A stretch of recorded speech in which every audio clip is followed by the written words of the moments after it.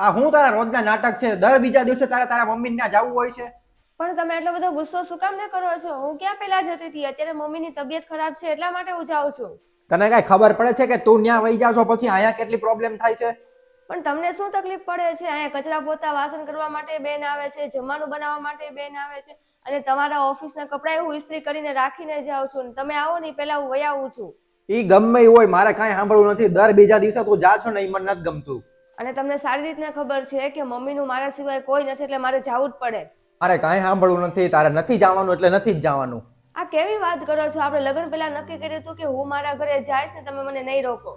હા તો એક કામ કર, તું છે ને તારો સામાન પેક કરે ને તું ન્યા રહેજે, અહીંયા આવવાની જરૂર નથી તારે. કેમ, શું થયું? કાંઈ ચિંતામાં છો તું? ના મમ્મી, એવી કોઈ વાત નથી.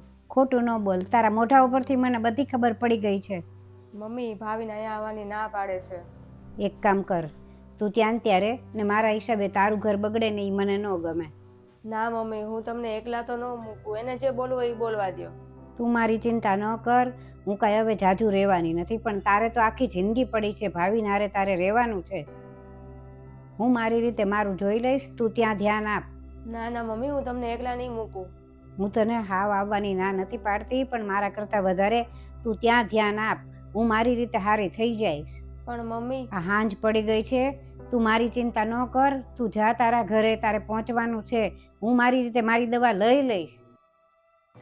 મેં અહીંયા એક બેનને રાખી લીધા છે, એ મારી બધુંય સાર સંભાળ કરે છે. એને તું મારી જરાય ચિંતા ન કર. જા તું, હવે મોડું થશે તારે.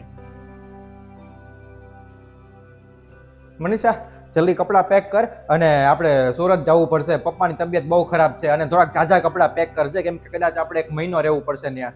હું નથી આવતી. હું તમારો સામાન પેક કરી દઉં છું ને બીજી કઈ વસ્તુની જરૂર હોય ને તો મને કહી દેજો.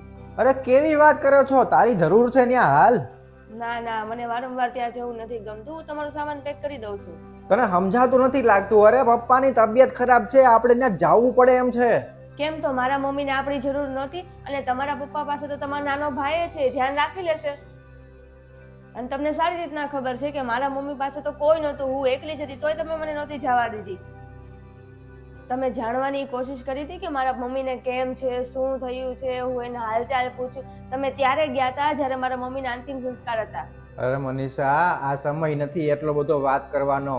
હા તો ત્યારે એ ટાઈમ નહોતો વાત કરવાની, તોય તમે મને નહોતી જવા દીધી. ને અત્યારે મારે નથી જવું તો તમે મને ફોર્સ ન કરતા. અરે મનીષા, તું સમજતી કેમ નથી? પપ્પા પાસે થોડોક જ સમય છે ને આપણે ત્યાં રહેવું પડે એની પાસે. હા તો મારા મમ્મીનો તે છેલ્લો જ સમય હતો, તોય તમે મને નહોતી જવા દીધી. અને આ તો મારા મમ્મીએ મને સમજાવીને એટલે હું તમારી સાથે છું, નહીંતર ત્યારે જ તમને છોડી દેત. અને લોકો સાચું જ કહે છે, જ્યારે પોતાના ઉપર વીતે ને ત્યારે જ એને ખબર પડે. મને માફ કરી દેજે મનીષા, અને મને લાગતું નથી કે તું કદાચ મને માફ કરીશ. માફ તો મેં તમને પહેલા જ કરી દીધા છે, એટલે જ તમારી સાથે છું. અને મને ખાલી તમને અહેસાસ કરાવો હતો, અને ફોન આવી જ ગયો હતો મને, એટલે મેં બધી તૈયારી કરી રાખી છે.